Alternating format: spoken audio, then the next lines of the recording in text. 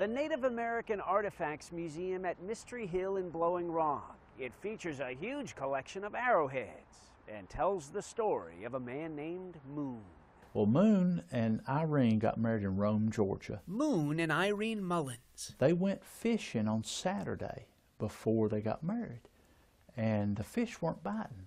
So they started picking up stones and throwing them across the river there, and they got noticing that they were arrowheads. And that's what started him collecting? That's what started him collecting. And what a collection! He collected over 250,000 pieces. Many of them from North Carolina. Moon and Irene lived much of their lives in Hickory. He said, oh, anytime we get in a little bit of fuss, we just go arrowhead hunting.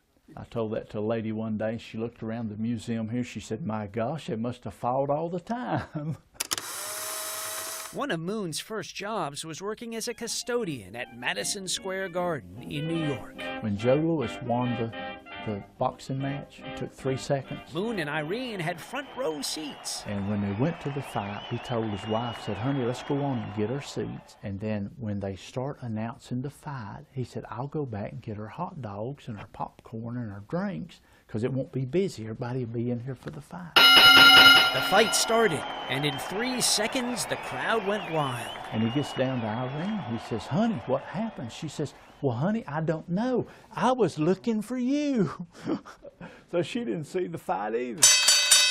He had a real passion for all the Western movies. Moon collected movies as well as arrowheads, and John Wayne made him an offer. He wouldn't sell him the movies or the arrowheads at that time. Moon turned down John Wayne. Turned down John Wayne.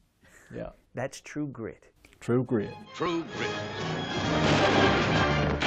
Well, the arrowheads date back to early man. Some pieces may be 10,000 years old. And they wanted to keep their collection together. Moon and Irene died in the mid-1980s, and the collection eventually passed to their friend Wayne. It was 980 square feet. Who wasn't sure all the arrowheads would fit in his building. When I went down and measured Moon's building, it was 980 square feet.